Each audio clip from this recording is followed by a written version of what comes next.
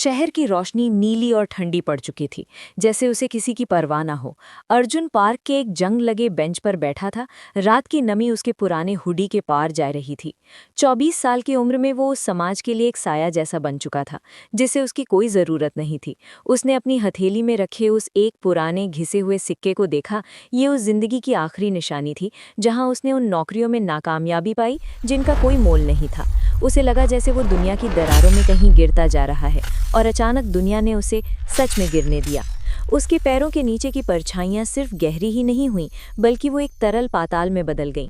शहर की आवाज़ें, वे दूर से आती सायरन और ट्रैफिक का शोर एकदम से थम गए, और उनकी जगह एक सन्नाटे ने ले ली जो शीशे की तरह चुभ रहा था। अर्जुन गिरता ही चला गया। वो कंक्रीट पर नहीं गिरा, वो तपती हुई सख्त मिट्टी पर जाकर गिरा। अपनी सांसें संभालते हुए उसने ऊपर देखा तो आसमान किसी घाव की तरह गहरा बैंगनी था, जहां दो चंद्रमा शिकारी की आंखों की तरह लटक रहे थे।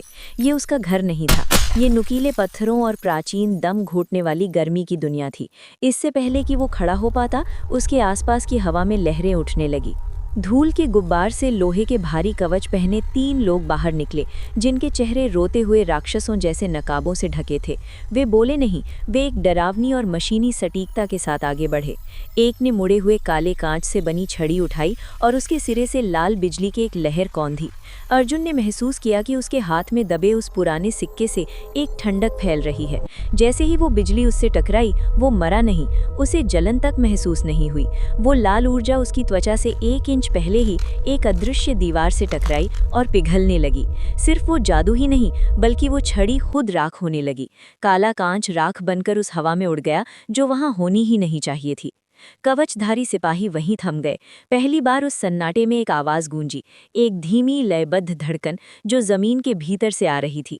अर्जुन के हाथ में वो चांदी का सिक्का एक फीकी और जानलेवा रोशनी के साथ चमकने लगा, और उसकी त्वचा पर अजीब से बहते हुए निशान उभर आए।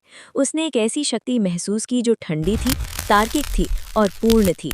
वो यहाँ सिर्फ एक मुसाफिर नहीं था, वो इस दुनिया की हकीकत के लिए एक वायरस जैसा था। पास के एक खंडहर की परछाई से चांदनी जैसे बालों वाली एक जवान लड़की उसे देख रही थी। उसकी आंखों में हैरत और शुद्ध कंपाता हुआ खौफ था। वो जानती थी कि भविष्यवाणी क्या कहती है। वो जो फौलाद की दुनिया से आता है, वो मुक्ति नहीं लाता, वो सब कुछ खत्म करने आता है। जैसे ही पहरेदारों ने अपनी तलवारें खींची, अर्जुन भागा नहीं।